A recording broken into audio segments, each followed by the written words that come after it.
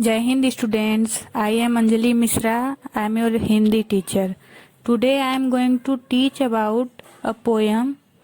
Name of poem is Jhansi Ki Rani and the name of poetess is Subhadra Kumari Chauhan. Subhadra Kumari Chauhan का जीवन परिचय।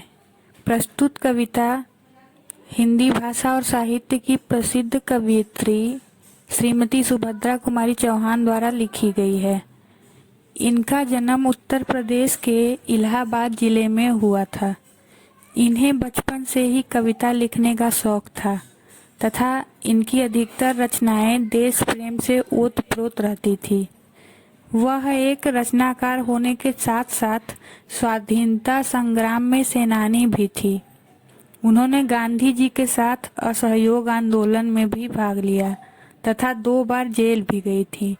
इसलिए उनकी रचनाओं में राष्ट्रीयता की झलक देखने को मिलती है। झांसी की रानी कविता का सार।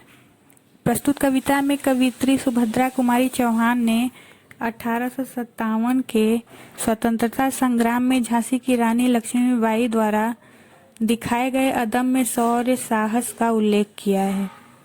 इस युद्ध में लक्ष्मीबाई ने अपनी अद्भुत युद्ध कौशल और साहस का परिचय देकर बड़े बड़े वीर योद्धाओं को भी हैरान कर दिया था।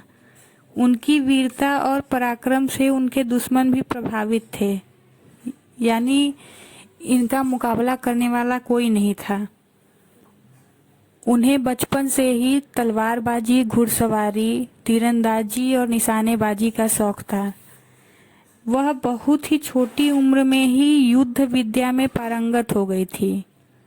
लक्ष्मीबाई अपने पति की असमय मृत्यु के बाद अपने एक कुशल शासक की तरह झांसी का राजपाट संभाला था तथा अपनी अंतिम सांस तक अपने राज्य को बचाने के लिए अंग्रेजों से अत्यंत वीरता से लड़ी थी।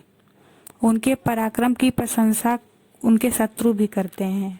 लक्ष्मीबाई को बचपन से ही हथियार चलाने का शौक था और इन्होंने अलग अलग हथियारों को चलाना सीखा था।